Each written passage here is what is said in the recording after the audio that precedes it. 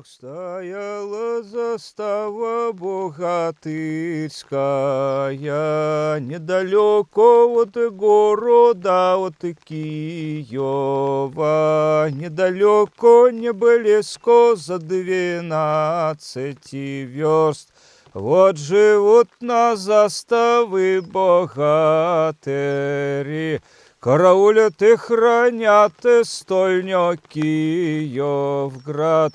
Не пускают ни конного, ни пешого, не прохожого, да не проезжого. Серый волок там и не прорыскивал, черной вожлок и не пробегивал. Не есен соколы не пролетывал, не сизой орелы не пропархивал, не роськой богатырь не прояждивал. Ах, живут на заставы 15 лет, 30 было богатырей со богатырем. Отоману их Илья Муровец, под отоманью Самсон и Колыбанович. Есте жил Добрыня, там и Китин сын, есте жил Дунае, там Иванов сын, есте жил и Мишка Торопанишка, еще жил Олешенька Поповской сын, еще жил и Васенька Игнатьевич, еще жил и Васенька Бусылавьевич. Родивоны жил и превысокие, и Мекета жил и преширокие. Из Копины жил и сын Иванович, и Михайло Потык сын Иванович. А жил Потанюшка там хроменькой, еще жили братья Долгополые, а Лука, Матвей, дети Петровичи. И Дюка жил там сын Степанович, и Чурилка жил и там, и Пленыкович, и Бутманы жил и сын Колыбанович. Всего-то было 30 богатырей. Ох, и вот на зачине было белого денницика, на восходе было красного солынушика. Ах, ище было на зорюшики на белой, ах, и вот встает старой до поутру рано. Ах, и вот и он и становится перед Господом, и поклон кладет и по ученому, да и крест ведет и по писаному, а молитву творит и полну сусову, а и полну сусову, как водиче. Ах, и вот еще старик ведь умывается все ключевой водой, ключевой водой да медовой росой. Ах, и вот еще тут он и утирается, утирался белым полотенышком. Ах, и вот и стал тогда старик и собирается да сподобляется. Он надернул сапожки на резвые ноги, он и пуховой колпак и на одно ушко, а кунью шубенку на одно плетё. Ай, выходит на крыльцо поратыною, и берет его нище эту трубу подзорную. А ездрит смотрит 4 дальние стороны. Кабы здрит, где смотрит под сторону восточную, на востоке там и стоит стольня Киевый град. А еще здрит смотрит и под сторону подлетную, а и там стоит и у нас луга зеленые. А еще здрит смотрит под стороночку под западню, кабы там где стоят и лесы тёвыные. А еще здрит смотрит под сторону под северню, кабы там где стоят горы ледяные. Еще здрит под сторону полуночью, на полуночи там море синее, море синее, что поле чистое. В копоте, в тумане, не знай, звери бежит. Не знай, зверь бежит, не знай, сокол и летит. Не Бояновы острова шатаются, не Саратовы горы там знаменуются. Едет там богатырь потешаете.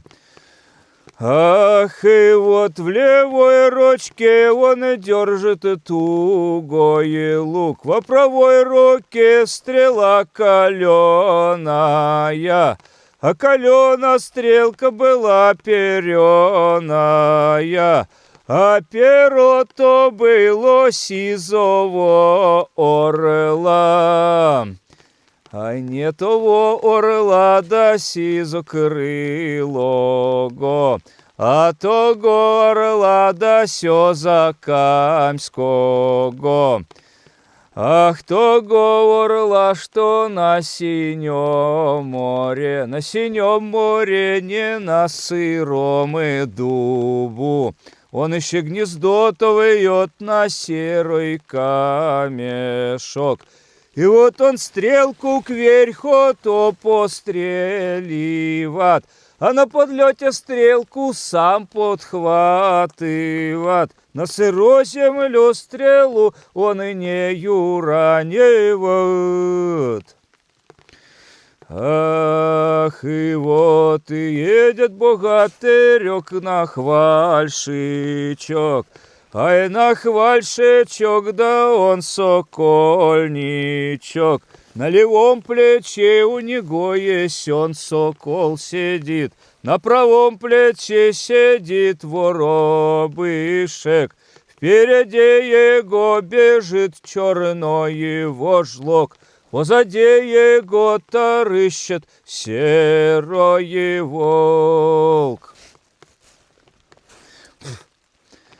Ах, и вот подъезжает к заставе караулиней, на правом колене держит гумажоцку, на левом колене держит чернильницу. Во правой руке он держит и перышко, кабы то перо было ярлинское. От орликоне пишет скоро грамотеку, и подметывал грамоту к белу шатеру, к старому казаку, а и сам отъезжат назад во поле чистое.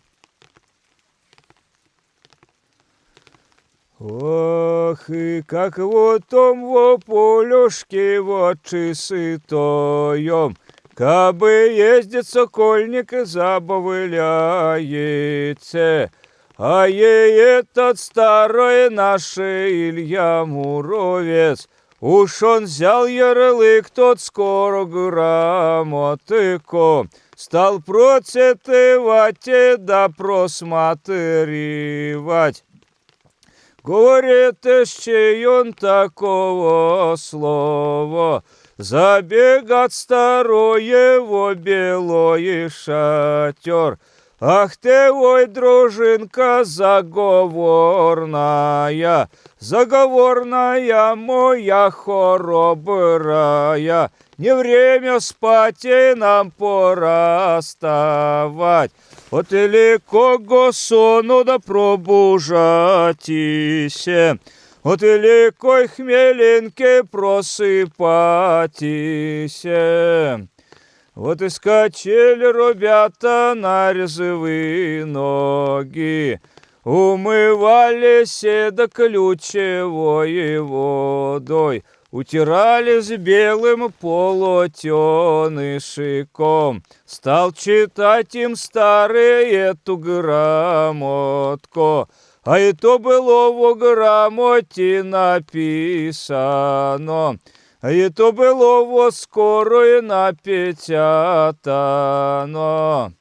Ах, еду я к вам во стольню Киевград, буду шурмовать, грометь во Киеве, больше Божьей церкви все на дымы пущу, а и царевы кабаки в огни сожгу, а святы большие иконы их на попелав воды. А еще святые больше книги да я во грязь втопчу, а и лучшую я силушку повырублю, а и худшую я силушку повыгоню, а и князя я нонче в котле сварю, а княгинюшку я за себя возьму. Ах, и вот Самсон Колыбанович будет в приказчиках, Добрынька Никитинич во писарях, а Алешка Попович у меня во конюхах. Мишки Торопанишку чашки да ложки ему мыть, чашки и ложки мыть и по варенотике. Ах, вот и стал старой робяток спрашивать, а кого пошлем мы ко богатырю, а кого пошлем мы ко Соколенецку? Не послать нам Самсона Колыбанова, а Самсон-то роду у нас вежливого, роду вежливого да не отсесливого. Ай ведь не его чесливо роду все сонливого, потеряет напрасно буйну голову. Не послать Дунаюшка Иванова, зарывчиво роду он заплывчиво, скоро Дунаюшка заплывается, опять за невид потеряет буйну голову.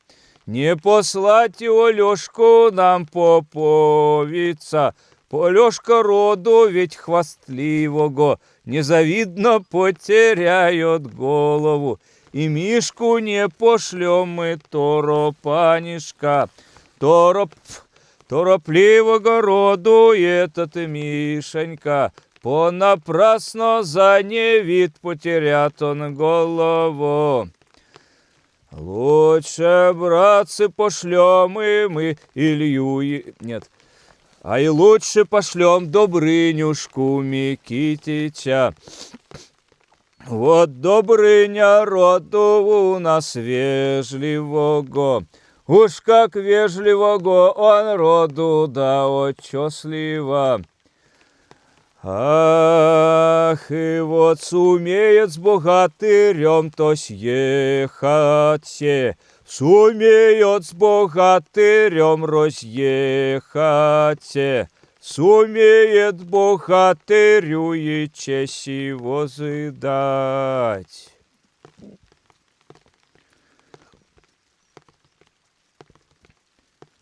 Ох, зацёловоха молодечикое, да завидело тут око богатырское.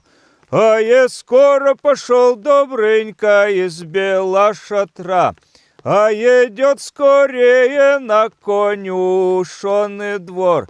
Выводил коня своего доброго, со 8 цепей 7 розевезей. Стал заседлывать его, за узы дывать. На коня кладет сперва он плотные потнички, а на потничке уже мягкие войлочки. А на войлочке седелышко черкальское. Еще вяжет он 12 шелковых подпруг, еще 13 он вяжет через степь, через крупную степь лошадиную. И не ради, братцы, красы басы молодецкие, ради крепости, видишь, богатырские, чтобы не шиб богатыря его доброе конь, не оставил Добрынюшку в чистом поле. Ох, и вот не видели, Добрыня в стреме наступил, только увидели, Микитич на коня скочил, а на коня скочил, коня еще он пристегнул, и признял он шапочку во скурцету, а простился со старым да со богатырями. Ах, хоробра была поездка богатырская, хороша была побежка лошадиная, да не видели поездки молодечкие, а не видели полетки соколиные, только видя во поле курева стоит, курева там стоит, да и пыль стеной летит. И вот еще у коня-то из ушей дым столбом валит, из отею негожно искры сыплются, из ноздрей у него и пламя мечется, грива-то по ветру растилаете, а их хвост трубочку завиваете. Ах, и долго едет он, не коротко, недалеко скачет он, не близко же, от того от города, от Киева, а ей прискакал он за 3 поприща, наезжают во полюшке богатыря, а того поганого татарина. Заревел Добрыня громким голосом. Ах ты, ой, еси удалой добрый молодец! Если руський богатырь я на пуски держу, ты не руський богатырь повороты даешь. На это татарин не оглянется, не оглянется, да не обвернется. Ах, и вот тогда кричит Добрынюшка во второй на кон, а ревет ты своим зычным голосом. Я руськой богатырь, я на пуски держу, ты не верный, да к повороты даешь. Опять татарин не оглянется, да не обвернется. Закричал Добрынька вот третей на кон. Ну тогда уж молодец ругаться стал. Гадина ты, едешь перегадина.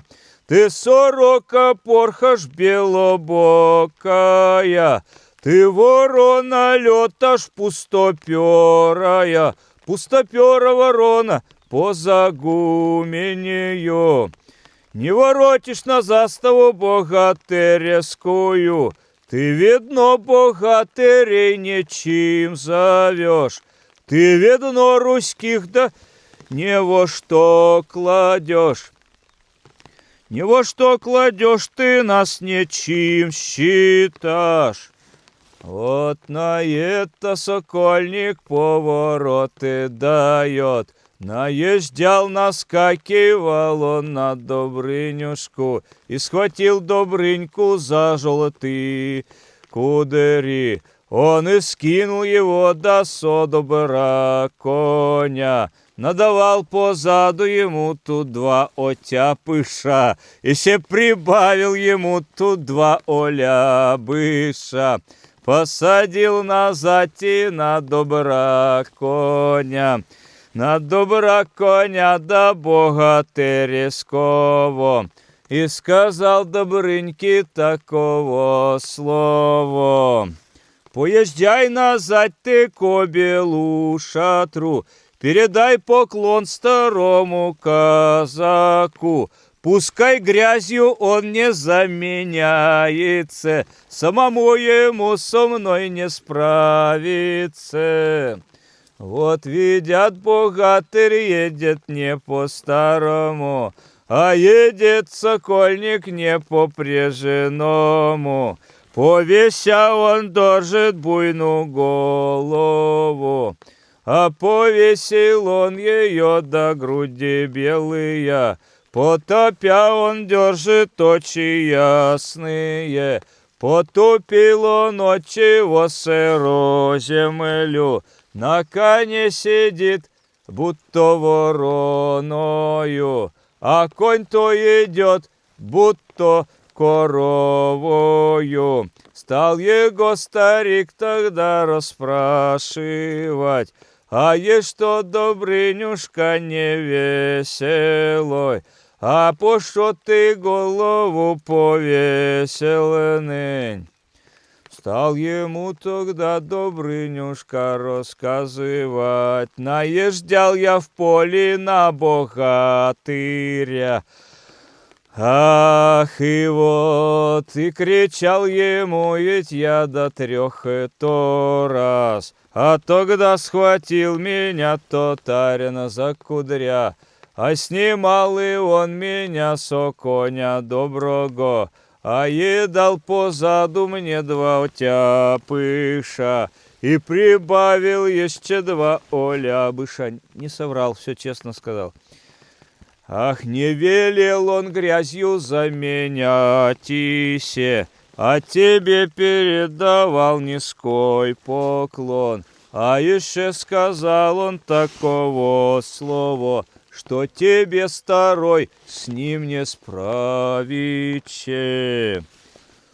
У старого очи помутились, а горячие слезы покатились, моготя плеча расходились, а горячая кровь закипелась. Закипела ровно в котле кипит, а кричит, ревет он зычным голосом: уздайте, седлайте коня доброго, принесете сбруню лошадиную, а я все преправу богатырскую. Не видели старой, как стременно ступил, только видели, как на коня ковда скочил. Ах, и вот прижнял и он свой пуховой колыпак. И вот и распростился с русским о богатыре. Ой, моя, говорит, дружина заговорная, ай, заговорная, да ты хоробрая. Вот не успеете котла вы щей сварить, привезу я татарскую буйную голову. Ах, не видали молодца поседучи, только видели его поедучи. Ах, и прямо ехать было месяцы, а криво ехать целый годичок. Долетает наш Илья вот 3 часа, и налетает он и на сокольничка. Он кричит, ревет и громким голосом: я верной богатырь, я на пуск держу. Ты неверный, так повороты давай.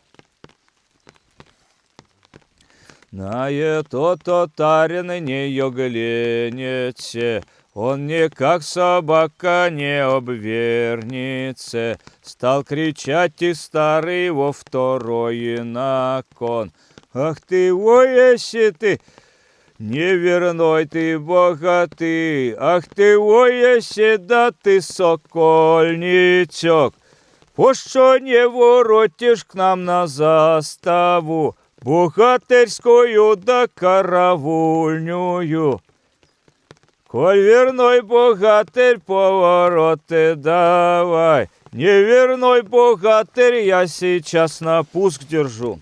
Опять богатырь не обвернется, и никак собака не оглянется.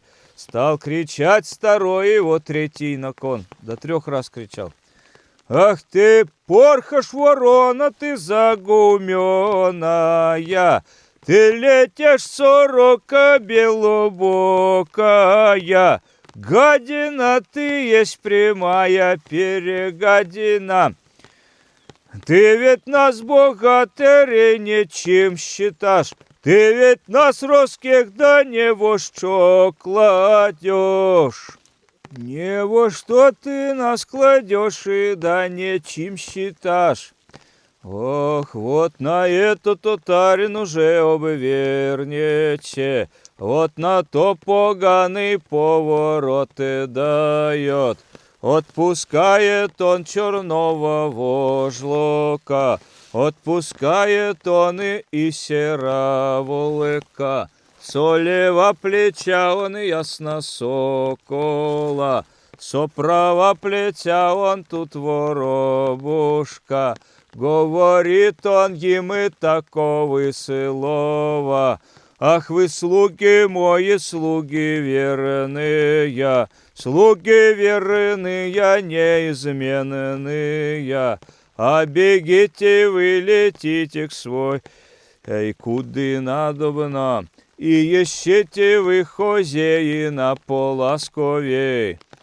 Ах, мне ведь со старыми биться, да не брататься, уши биться будем под молитвою, так будет биться тут уж чья Божья помощь.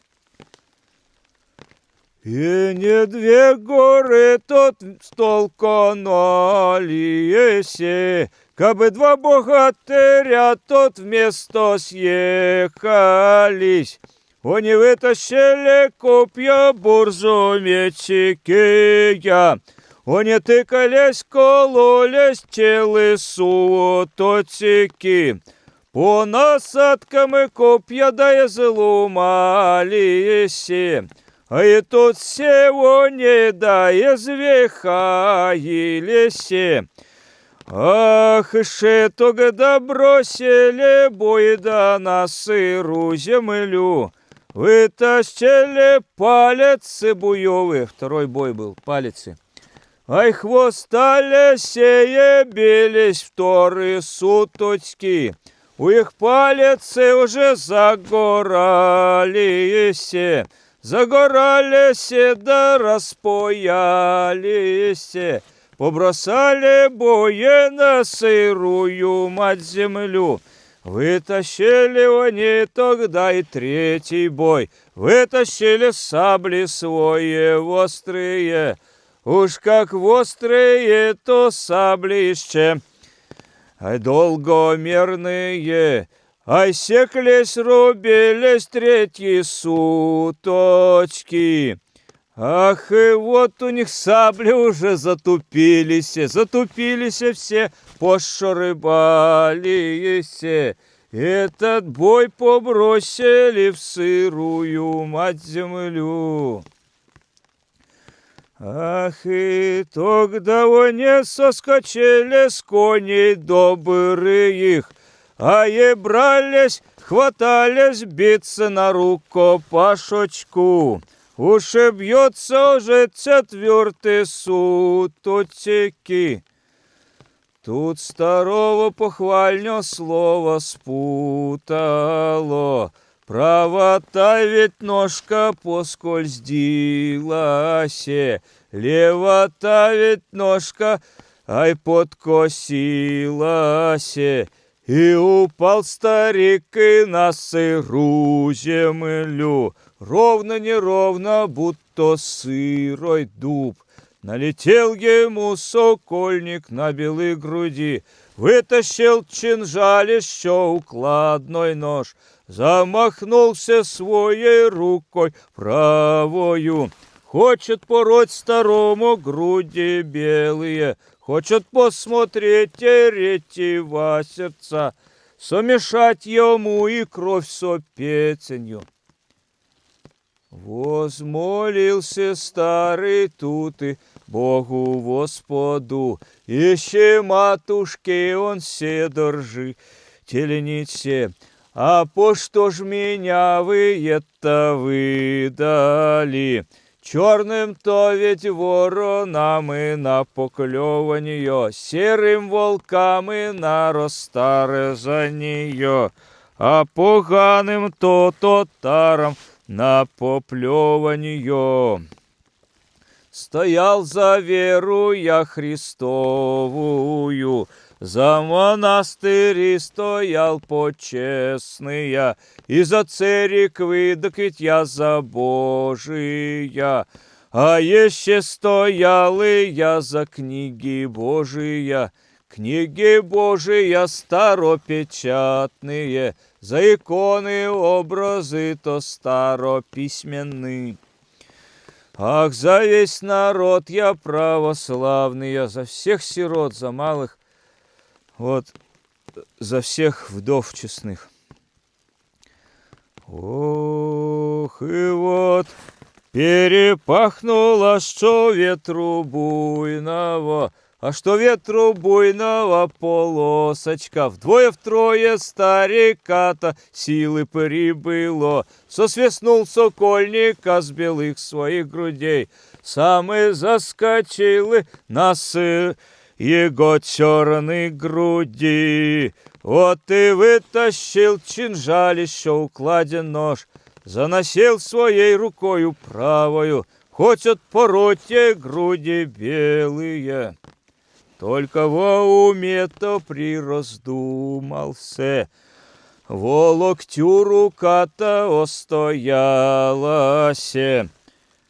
Ах, и стал тогда он сокольничка выспрашивать: ай, какой ты страны, да ты какого морюшка, ай, какого ты села, какого города, ну и как еще тебя называть по имени, как величать из отечества? Говорит на то ведь этот сокольничок: я бы у тебя был и на белых грудях, смело тебе порол бы груди белые я, срубил твою бы голову ту буйную, не спросил бы ни роду и ни племени, еще ты меня роду племень спрашиваешь. Это старику ведь за беду стало, за досадочку да показалось. Замахнулся старый во второй на кон, хочет бить уже сокольника и ранить. Ах, и вот во уме-то он и прираздумалось, во плечи у него рука да остоялась, А и стал он молодца, то спрашивать: ты скажи, удалой добрый молодец, ты какой еще земли, да ты какой юрды? А и как тебя называть по имени? Ты какого еще роду племени? Отвечат: е тот сокольник и несу подкою. Ах ты, ой, еси старой ты, Илья Муровец. Ай, вот если бы ты, ай, был и подо мною, если был и я на твоих белых грудях, не спросил бы ни роду и ни племени, распорол бы твои я груди белые.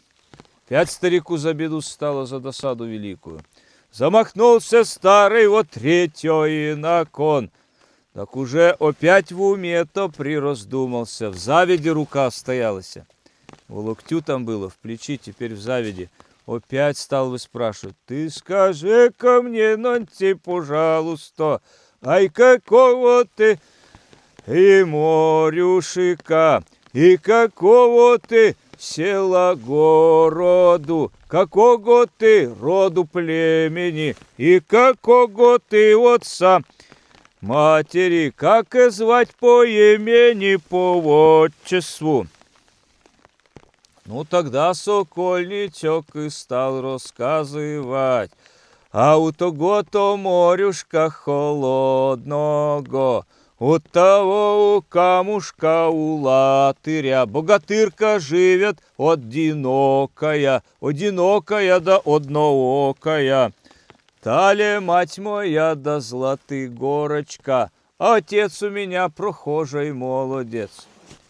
Тут скачал старой ведь на резвые ноги, ай, поднимал и он сокольника за белые руки да за золотые его перстни.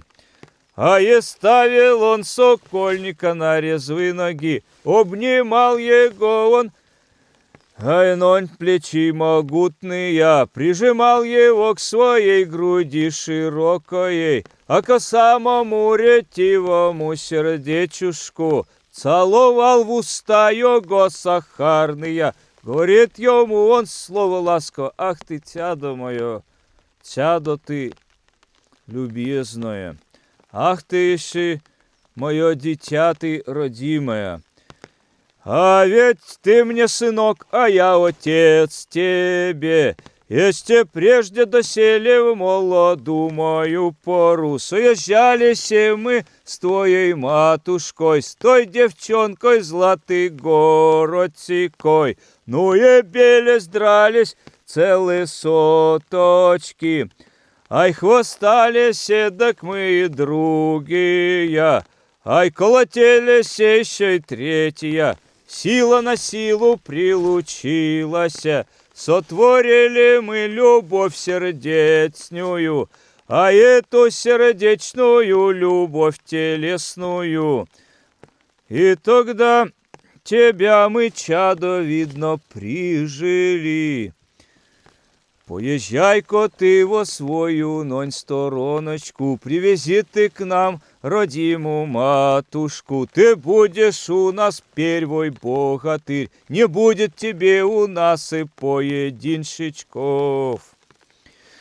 Вот, а и поехал тут и наш соколеничок, скоро доскакал свою сторонушку. Лата богатырская вся изодрана, и цветное платье все истрепано.